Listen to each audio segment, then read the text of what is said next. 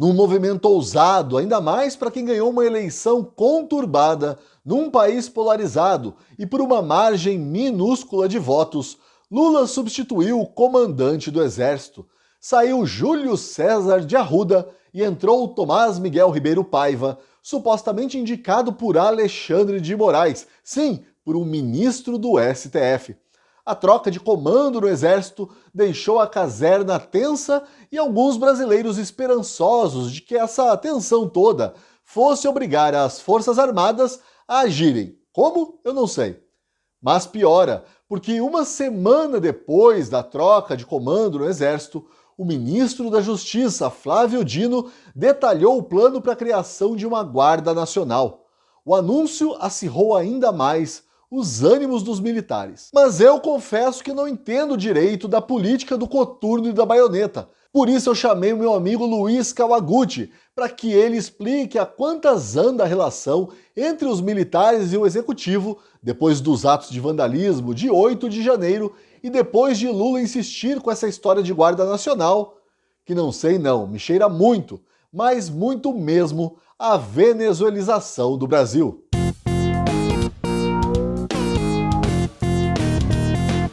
Kawaguchi, muito prazer em recebê-lo aqui. No sábado, você publicou um texto na Gazeta do Povo, dizendo que para o Exército, a criação de uma Guarda Nacional é sobretudo um desperdício de dinheiro. Mas é só isso mesmo? As críticas se resumem ao desperdício de recursos públicos?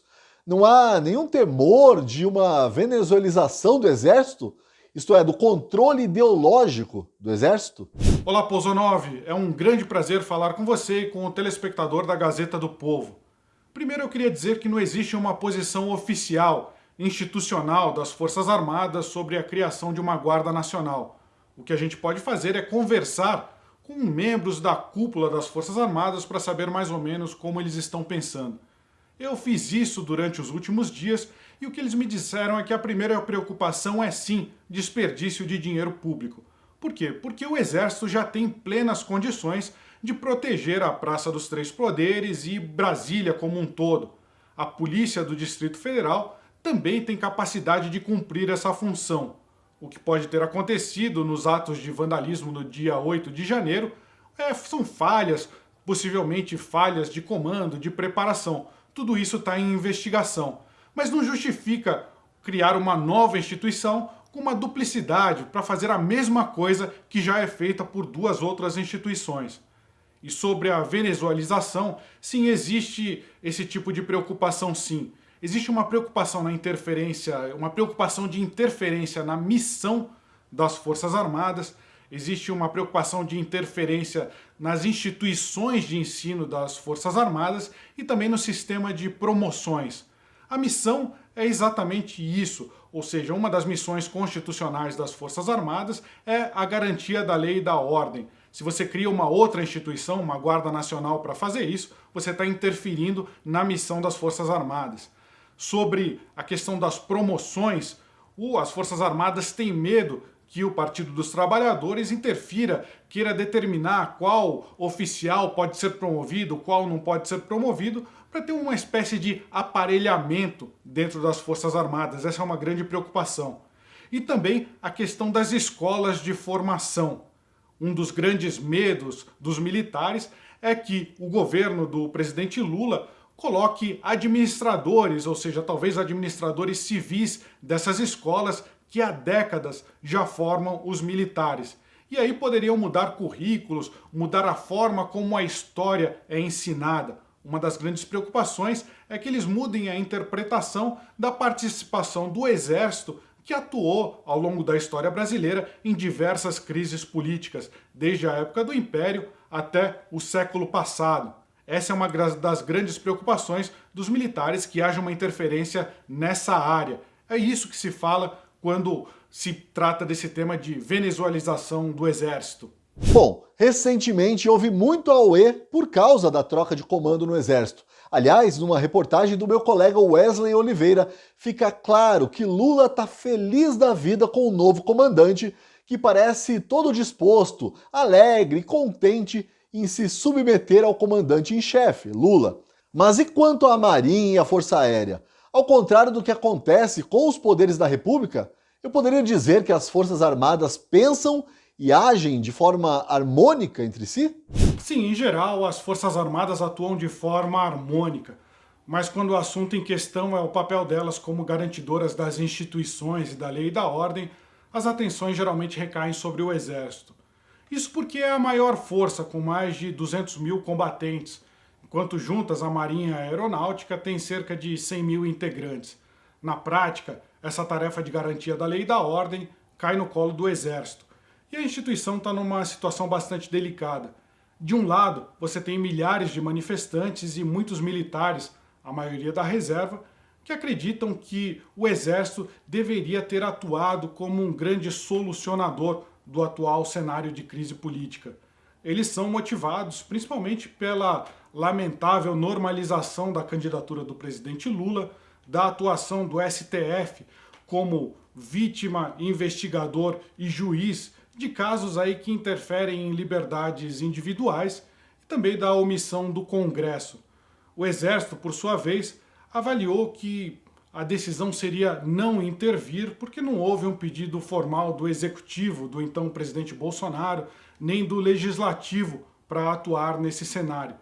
Também houve a avaliação de que o cenário externo não era favorável, uma eventual intervenção militar na política poderia gerar sanções, reações de outros países.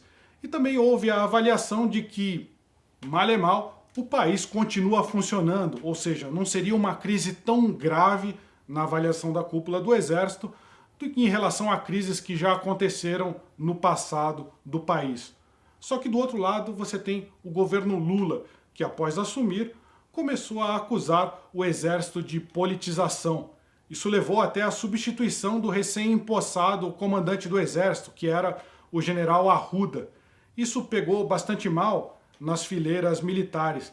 Isso porque os comandantes pensaram, nós fizemos um esforço para manter a isenção, para manter o Exército como uma instituição de Estado sem intervir na política, e agora o governo Lula está intervindo no funcionamento da instituição Exército. Por ora, a troca do comandante pelo general Tomás não é uma intervenção tão grave, ou seja, ele era um membro do alto comando do Exército, talvez não mude tanto assim o cenário. Mas assim, um temor de fundo de que essas intervenções na política do Exército se aprofundem cada vez mais. Por quê? Porque, segundo eles, haveria uma intenção do governo em retirar do Exército esse papel histórico de intervenção em crises profundas no Brasil. Kawaguchi, sem querer abusar muito de você, mas a simples ideia de uma guarda nacional montada assim, meio que às pressas, e logo depois dos atos de vandalismo de 8 de janeiro, num país onde quase metade da população rejeita não só Lula e o PT, mas também o judiciário, enfim, todo esse cenário aí desperta o temor de que uma guarda nacional venha se transformar numa espécie de milícia petista, como aconteceu na Venezuela. Você vê semelhanças entre a ideia petista e o que aconteceu lá na Venezuela? Você acha que corremos o perigo real de termos mais um braço armado do Estado, só que com uma mentalidade de polícia política? Eu acho que ainda é cedo para dizer que o governo do presidente Lula queira ter um braço armado ou uma polícia política. Mas esse temor se origina em uma narrativa muito perigosa que está surgindo de dentro do governo Lula, que é a de que o Exército, como instituição, poderia estar ligado aos deploráveis atos de vandalismo que aconteceram no dia 8 de janeiro na Praça dos Três Poderes. Naquele domingo, não havia tropas do Exército mobilizadas para entrar em ação, para derrubar o governo, ou generais dentro dos seus quartéis esperando as novidades políticas. Não tinha nada disso. Mas existe uma narrativa do governo de que haveria uma quebra de confiança em relação ao Exército. Isso resultou, por exemplo, na substituição do general Arruda, o comandante do Exército, pelo general Tomás. Isso foi uma intervenção no Exército, é claro, mas uma intervenção limitada. Eu lembro que o general Tomás Ele é um general de 4 estrelas, e essas estrelas não caíram do céu e nem vieram de uma canetada do presidente Lula. Então ele é um integrante do Exército há décadas e ele tem toda a coesão da cúpula do Exército em volta dele. Então essa é uma intervenção, mas é uma intervenção que está dentro do escopo, dentro do que o presidente pode fazer. Só que existem outros problemas. Essa narrativa de comprometimento do Exército também está sendo usada como justificativa para criar a Guarda Nacional. Se a gente for comparar com o modelo venezuelano, por exemplo, existem algumas diferenças. Lá na Venezuela foi que o presidente Hugo Chávez criou, sim, ou criou a Guarda Nacional Bolivariana. Já existia uma Guarda Nacional e ele colocou integrantes políticos, indicações políticas dentro para comandar essa guarda. E essa guarda acabou assumindo funções de polícia. Isso também redundou com a Polícia Nacional da Venezuela e as polícias locais, municipais. Então foi um órgão que foi redundante, se tornou altamente corrupto e com as suas lideranças indicadas politicamente. Mas o trabalho de polícia política é feito por outros órgãos dentro da Venezuela, como o SEBIN, que é o Serviço de Inteligência. Esse sim vai atrás de opositores políticos e eventualmente até de blogueiros e de jornalistas. E também existem as chamadas milícias, os coletivos. São grupos armados, grupos de civis que foram armados pelo governo para funcionar como um braço armado, uma polícia política.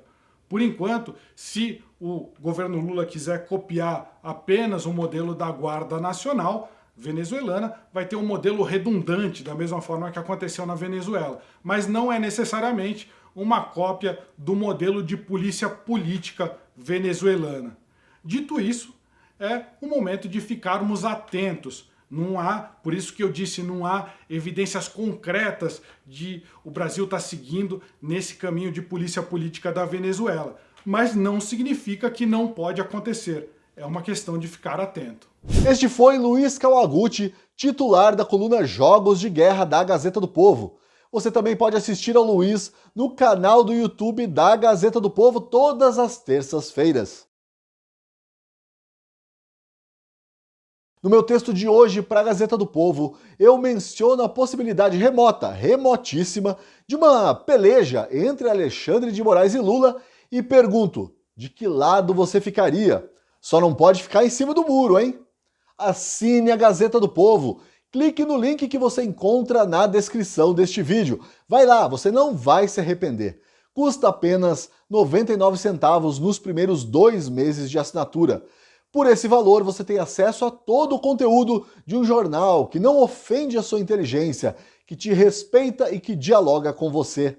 Deixe também o seu like, comente aí embaixo, compartilhe este vídeo e se inscreva no canal da Gazeta do Povo. Até amanhã! Eles não querem só nos calar, querem ter o controle da mídia, querem decidir o que você pode falar nas redes sociais. Essa é a hora de nos unirmos contra a censura. A Gazeta está fazendo a sua parte para defender a liberdade de expressão. Faça você também a sua. Precisamos do seu apoio. Você vai comprovar na prática o que é jornalismo feito com a convicção na liberdade.